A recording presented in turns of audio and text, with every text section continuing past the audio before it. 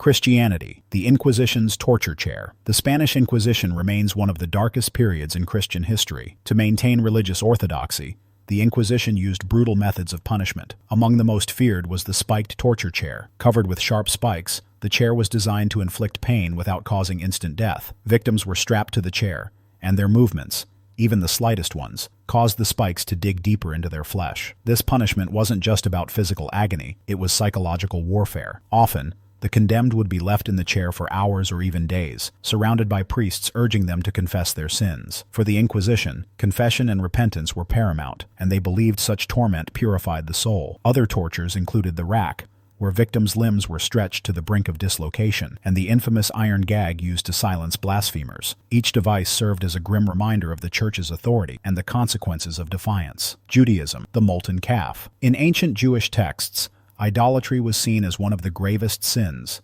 and punishments for it were designed to reflect its severity. Among the most terrifying was the punishment associated with the golden calf, a symbol of rebellion against divine authority. Some interpretations suggest that heretics were forced to drink molten gold as a form of execution. The liquid metal would burn through the victim's throat and internal organs, leading to an excruciating and immediate death. This gruesome method wasn't just about punishing the sinner, it was a symbolic act, showing the consequences of worshipping false idols. While historical evidence for such practices is sparse, the stories reflect the intense emphasis placed on obedience and faith in ancient Jewish law. Zoroastrianism, the Tower of Silence. In Zoroastrianism, the dead were traditionally placed in towers of silence to be consumed by vultures. While this practice was rooted in purification and environmental preservation, it took a darker turn in cases of punishment. Heretics and criminals were sometimes placed in these towers while still alive, left to face the elements and scavenging birds. Survivors of such punishments, if any, were considered unclean and shunned by society. The slow, torturous death by dehydration, starvation, and exposure was seen as fitting retribution for betraying Zoroastrian values. Aztec religion, live heart extraction. The Aztecs believed that human sacrifice was essential to appease the gods and maintain the balance of the universe. Victims were often prisoners of war, seen as the most worthy offerings. The ritual was precise and brutal. The victim was laid on a stone altar, and a priest used an obsidian blade to cut open their chest and extract their still-beating heart. This wasn't just a punishment.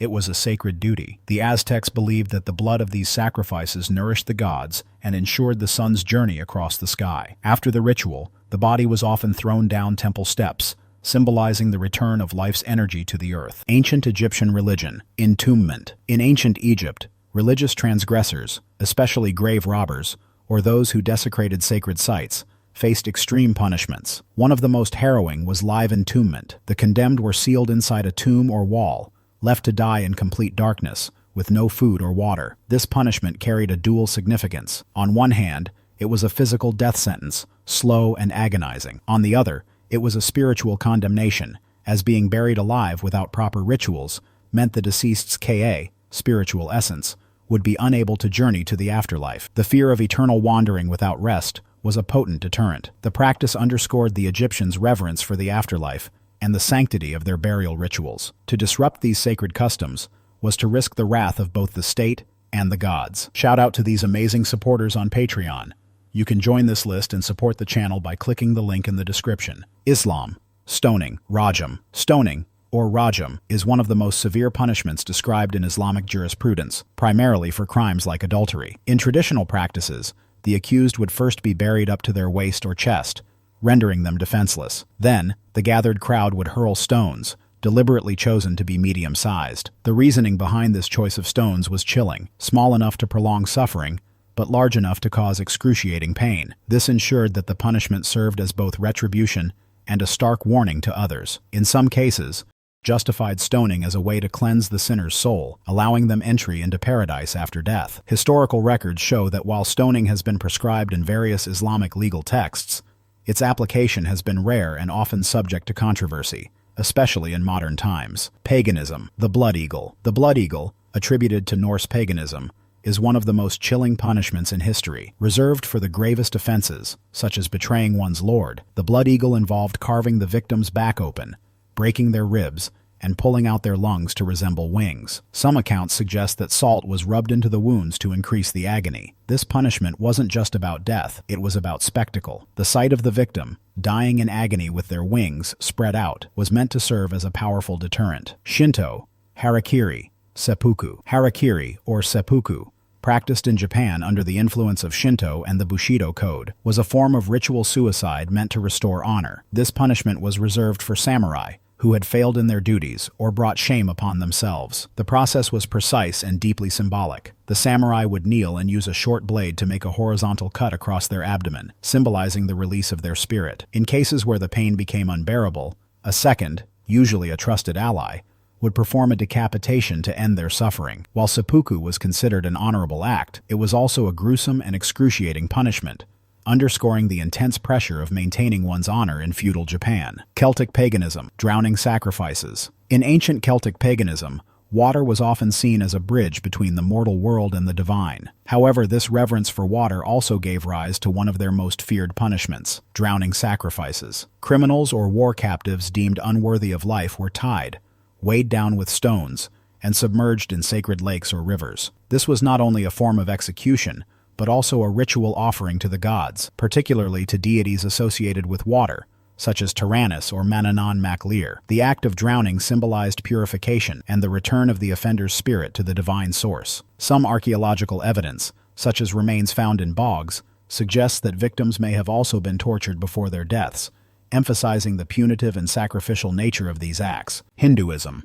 Sati. The practice of sati was one of the most harrowing rituals in ancient India. Upon the death of her husband, a widow was expected to immolate herself on his funeral pyre. This act was considered the ultimate display of devotion, symbolizing a wife's undying loyalty. However, the reality of sati was far more sinister. Many widows, especially young ones, were forced into the flames against their will. Community pressure, fear of ostracism, and even physical coercion often left these women with no choice. Accounts from the time describe scenes of women crying for help as they were dragged to the pyre, their screams drowned out by the chanting of priests and onlookers. The 19th century reform movements, led by figures like Raja Ram Mohan Roy, fought fiercely to abolish sati, recognizing it as a barbaric and misogynistic practice. Yet, its legacy serves as a reminder of how deeply entrenched traditions can perpetuate cruelty. Buddhism, Devadatta's iron collar. Though Buddhism is widely associated with compassion and nonviolence, certain stories reveal a harsher side of its history. Devadatta,